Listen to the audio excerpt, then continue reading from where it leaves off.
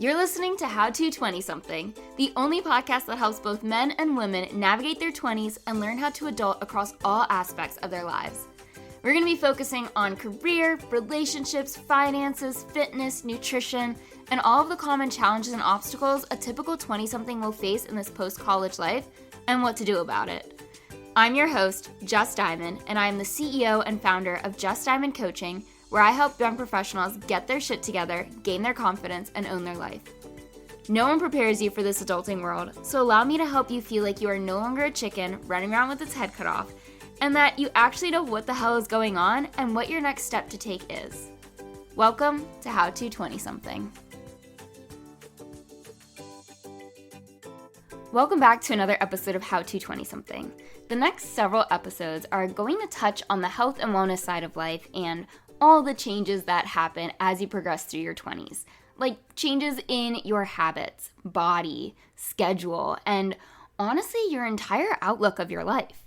I mention a lot about the importance of creating a home base and how this is one of the major things I help my clients solidify in relation to their goals and life, and that your home base is creating a solid foundation in your mental, nutritional, and physical health so that you can go and achieve your goals, whatever goal that is that you set out on. So this episode is going to introduce how you can begin creating your own healthy foundation and why you absolutely need to do so. And if after listening, you're still unsure as to how to do so in regards to your life or where to even begin, because podcasts are generalized information, then I invite you to schedule a call with me where we can craft a plan for your specific life and needs. I'm really good at slowly progressing people to go from where they are right now, which is usually not very healthy and not very responsible, to actually taking care of yourself and knowing how to do so and wanting to do so. As always, the link to my calendar is in the show notes for you to easily access. But back to your healthy foundation. You absolutely 100% guaranteed will not live a happy or successful life without this. The first stop on the Own Your Life journey that I take my clients through is called Create. And this is where we create your vision. This is what your ideal life looks like, and then I create your plan to help you get there. That plan incorporates your different healths and the roles they each play in helping you become the best version of yourself. Consistency is the second stop, meaning developing how consistently you are adhering to the habits that are only going to help you move forward and build your confidence in knowing how to continue to do so long after our coaching journey completes. A foundation in your mental, emotional, physical, and nutritional health means being consistent in your routine, in your decisions, in your values, in the way you show up for yourself. It begins with you being reliable to you. You need this foundation because without it, your brain turns to chaos. When you are inconsistent, you drop the ball on a lot of things, and that results in you getting overwhelmed, stressed out, anxious, uncertain, insecure, and lost. And I think I've mentioned this analogy I'm about to explain before, but I'm going to explain it again. Let's say you want a brand new house. You want to move into this house the second you dream of it and want to rush the process so you can start living in this house right away. But you forget that in order to have a nice house that you can live in for forever, you need to start from the bottom and literally build your way up.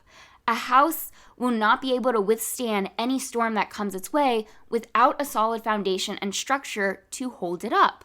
How we redirect this analogy back to you is that this house is your dream. It's the vision that you dream of. It's the better body. It's the loving your career. It's feeling alive in your life and not like you're living the same day over and over again. It's feeling strong in how you show up. The ground that it's built on, the load-bearing walls, the making sure everything is leveled and up to safety code and standards is your solid foundation that will lead to a safe and sturdy house or a safe and sturdy life. The storms that it will then be able to withstand are any changes and challenges that come with life, because changes and challenges will come. They are inevitable. Kind of like how you can't prevent a hurricane or a snowstorm from hitting your literal house, you can't prevent the universe from flipping your entire world upside down. And then not to mention the upkeep a house requires so that it can continue to withstand these storms. It's you continuing to show up for yourself, to make sure you are strong enough to handle life's curveballs and making the renovations that are needed to keep you loving your little house. Basically, It's making it known that you don't just create a solid foundation and then leave it be. You constantly have to work on it, change it, update it, so that it can continue to support you during future tough times. Another factor to consider is when you have a solid foundation in all aspects of your life, you are more inclined to take calculated risks that open other doors for you. Not spur-of-the-moment reckless decisions, but intentional yet curious moves in an area you want to level up in. Because you know you have this safe place to come back to and reset yourself and get your mind right, just in case your risk didn't pan out in the way that you hoped. Or because the risk means change, and change also creates chaos in your mind since it's something that is new and unfamiliar. So knowing that you have your routine to go back to and knowing exactly what that routine is helps you create stability in an otherwise changing world. It's also knowing that the routine you create right now will not be the same routine for the rest of your life. It should be moldable to changing circumstances, but still serves you in the best way possible. Because life is always going to be changing. And if episode 33 was any indication as to why you should strive for change by leaving your comfort zone, then you know that as humans, we were not meant to stay exactly as we are. However, your ability to handle both abrupt and planned changes stems from how you maintain a level head and life, and that, my friend, is your healthy, solid foundation. So let's break down what this can look like and how you can begin setting up your own.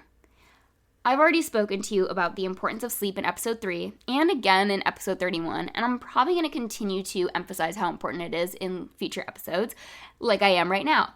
So I'm going to briefly remind you of it, since it doesn't really fit into a particular health category, but will determine the success of you showing up in all 3 of your healths.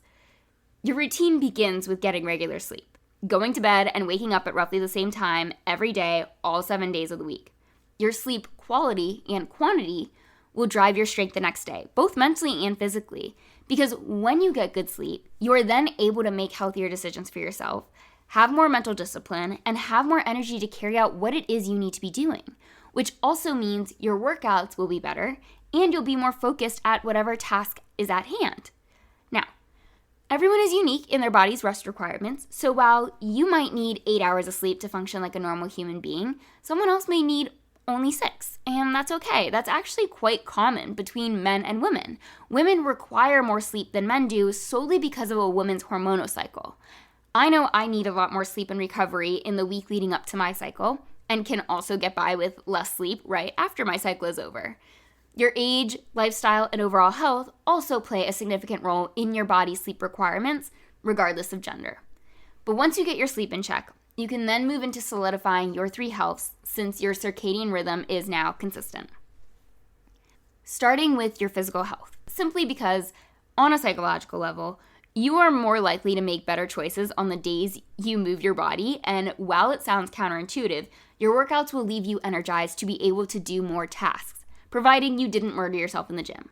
So, if you're leaving your gym feeling depleted, you might need to take a look at what you're doing and why you're exercising, because chances are you are using exercise as a form of punishment, or if you have a competitive nature and take group classes, it might be time to change your form of exercise. It's one thing to not love the way you look and want to work out to change that. It's another thing to hound your body because you don't like the way you look. And I'll make an episode diving into cardio versus resistance training, but I'm going to tell you right now that cardio is not going to help you get the body you want, but cardio will deplete you of your energy levels in a way that is not going to be conducive to carrying out the rest of your day, providing you use it inappropriately. So if you're doing a cardio workout and then feel the need to go lay down on the couch after or the floor, and it takes a lot to get you to think about getting back up, then that's your sign that your workout is not actually benefiting you. If you don't know how to get started with resistance training, I made a weightlifting guide a little while ago that it will be linked in the show notes for you to take a look at. It's free, and just a PDF will be sent to you with YouTube links, pictures, and explanations once you put in your name and email. It will also help you get over the gym intimidation, since you'll walk in with a plan.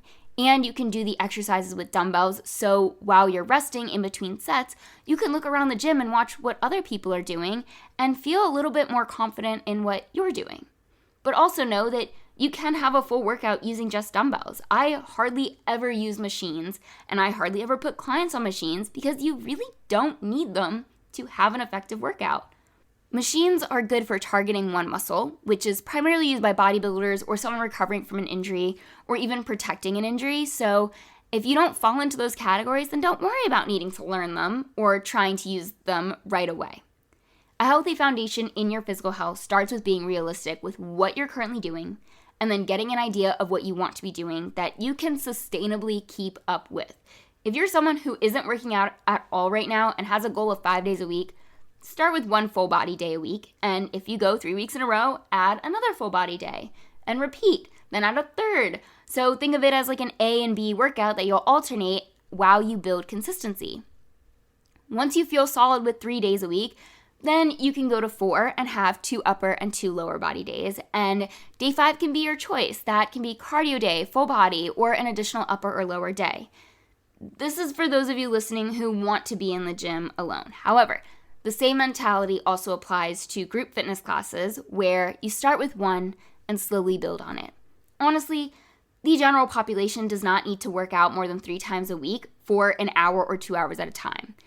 This was a hard pill for me to swallow since I was a 6 or even 7 day a week girly, like no rest days. But I was also younger, and my body was more resilient to the stress I put on it.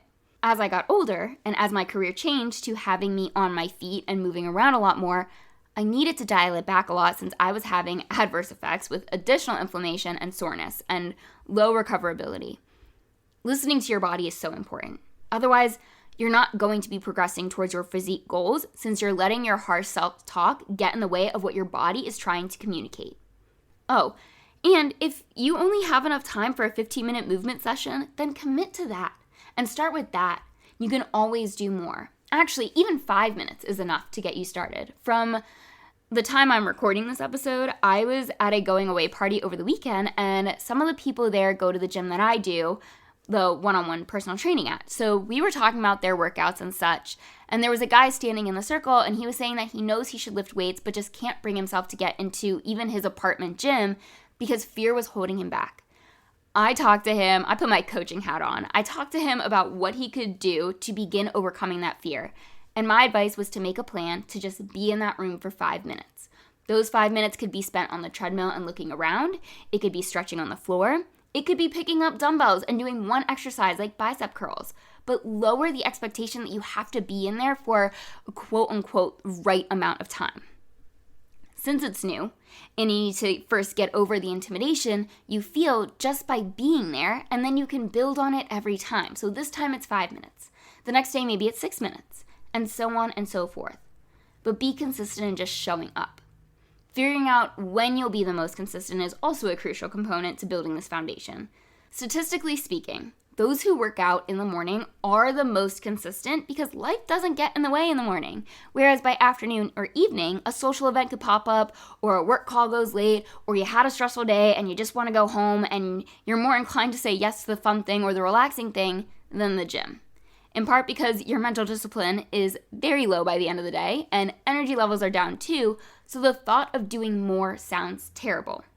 Which is also where I want to re-enter the fact that your workout should provide you with energy and not deplete you to the chat.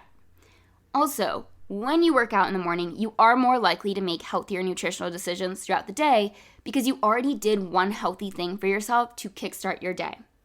Which brings me to healthy foundation number 2, nutritional health.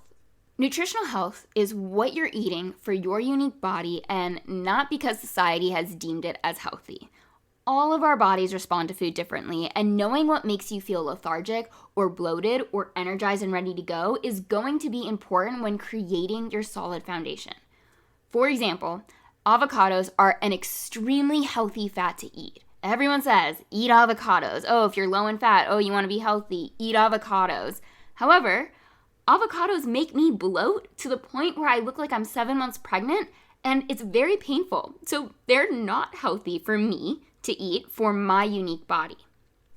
Similar to your workouts, something to consider is that your meals should not make you feel like you need to go lay down. They should serve you in a way that keeps you satisfied and not overly full or weighing you down that you can carry on with the task at hand or the next thing you need to do. When you fuel yourself properly, you're able to sleep better, feel better, regulate your emotions better, recover better, and look better.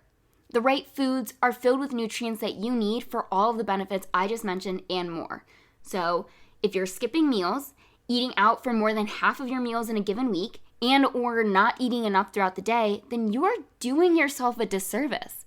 I'll have every client send me pictures of what they eat every day for a whole week when we first begin working together and again later in our journey. And what usually happens is we make swaps or add in nutrient-dense foods at first, and somewhere along the way they fall off but still believe they're eating well. For example, I had a client say she ate chicken for dinner. So that sounds great, but the chicken was fried chicken fingers with french fries. That's not the same as making chicken yourself for dinner at home. So while yes, technically she was eating chicken, there is better chicken out there for her health goals. I've also had a client tell me she was eating more protein, and when she sent pictures, it was like half of what she needed to be eating, but I was going by her word that she was eating more protein. An egg or deli meat in your sandwich does not count as more protein for anyone listening. How your foundation looks in regards to your nutritional health is entirely up to you. My 2 cents is to start with cooking yourself dinner twice a week, if you aren't already doing so, especially to my females listening who are also on TikTok and let girl dinner become a personality trait. Girl dinner does not suffice. You need an actual meal with a protein, a vegetable, and a carb. And no, your charcuterie board does not count either. When you cook for yourself, you are fully in control of all the ingredients going into your body. And besides, meals do not need to be some overly complicated gourmet recipe. You need like 4 to 5 ingredients and that's it. And buy ready-made seasoning to simplify things even further. My meals take at most 15 minutes from prep time to done time because I hate spending time cooking. It's tedious and annoying to me, so I make things as easy and simple as possible while still making a nutrient-dense and delicious meal.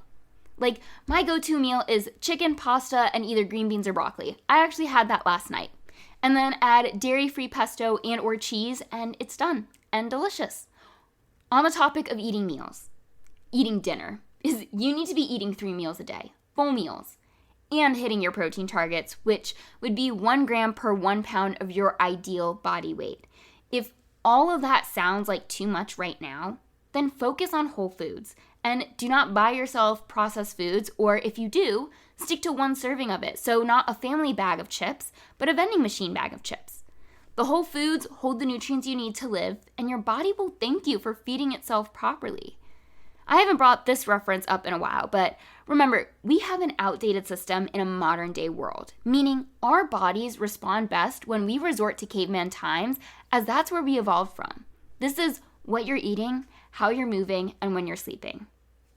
So if you're ever confused of how to be healthy, stick to the basics. Try not to have artificial light surrounding you well after the sun goes down, and think about what foods were naturally available before technology existed. Things like fruits, vegetables, potatoes, and meats, things that were grown or killed for food, not deep fried, not pre-packaged, not artificial, not able to be stored for over a year, but that have an expiration date. And then also know that you can freeze meats and veggies so they last longer and you're not letting food go to waste. And what you'll come to find is that when you eat better, you'll realize how much worse you feel when you do eat the foods that are manufactured.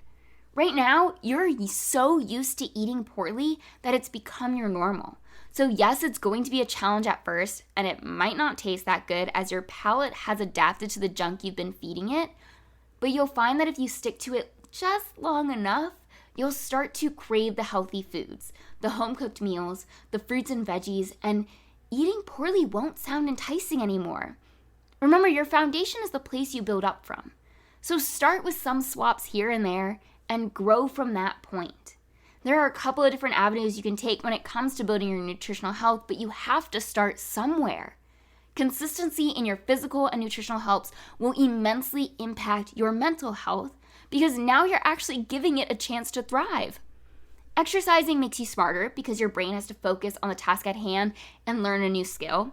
And nutrition feeds your body so you can go exercise. Both of those things together make you feel mentally strong as you develop the evidence that you can do hard things. However, there are tactics that you can do to improve your mental health that don't involve food and movement, but I highly recommend you start with the food and movement. and then move into these. So these are things I've mentioned in the past, like affirmations, gratitude practices, and journaling. And then there's additional ones that require more effort on you to incorporate or change, like your self-talk and something like your social media habit. The very first episode I made was on your negative self-talk, and that has a serious impact on the way you view yourself, your life, and the world around you. This is where your routine plays a major role, so you feel mentally strong as often as you can and know that you have this place to come back to for the times when you don't feel that strong. It's been a minute since I've said this one, but your beliefs create your experiences, and your experiences confirm your beliefs. So the words you say to yourself, the thought processes you have, the stories you are conjuring up in your mind will direct your focus to proving yourself right. As in, you'll unintentionally go searching for all the reasons as to why your negative thoughts are correct. The good thing is that the reverse of that is also true. For example, believing there's abundance all around you and then searching for the abundance as proof. Abundance in love, in sunshine, in money, in happiness, rather than abundance in everything you don't have. Your mental health is also impacted by your sleep schedule and drinking habits. In fact, those two things are very related to one another because the more you drink, the worse sleep quality you're going to get and the more stressed out you're going to end up. And that's going to only lead you to drink even more since that's the coping mechanism that you developed. And I probably don't need to tell you this, but your mental health is so important. It quite literally will change the entire outlook of your life. And your drinking habit is destroying that. When you have a solid foundation in this area, you are more resilient to handle changes, more inclined to take risks that lead to better outcomes, and have an overall higher quality of life because you see things more positively. People want to be around positive people, so your relationships will be healthier. You'll be more sure of yourself and who you want surrounding you and set boundaries that support you and continue to protect your mental health. Basically, if you haven't received this message yet from this episode, creating a solid foundation in your three healths of physical, nutritional, and mental will only lead you to a happier and more prosperous life. But it starts with you prioritizing these areas, really taking your time to continually improve them so you can take risks, develop confidence, and live a life that makes sense for you. I seriously cannot stress how important this episode topic is, but again, start somewhere. Do something this week that sends you off in the right direction so you can confidently say you are on top of your shit. You'd be surprised at all of the doors that will open up for you as a result. And to remind you again, if you need help creating this solid foundation, this is one of the many, many things I help my clients with, and I would love to help you too. My information, my email, the link to schedule a call, everything is always in the show notes, so please do yourself a favor and take some time out of your day to chat with me. It's not going to be a waste of my time. It's not going to be a waste of your time either, but together we can help create you a plan. Otherwise, this concludes another episode of How to 20-something. If you liked what you heard, if some part of this episode stood out to you, or if you know someone that needs help with their solid foundation, then please pass this podcast along or share it on social media and tag me when you do. And as always, I can't wait to be in your headphones next week with another brand new episode.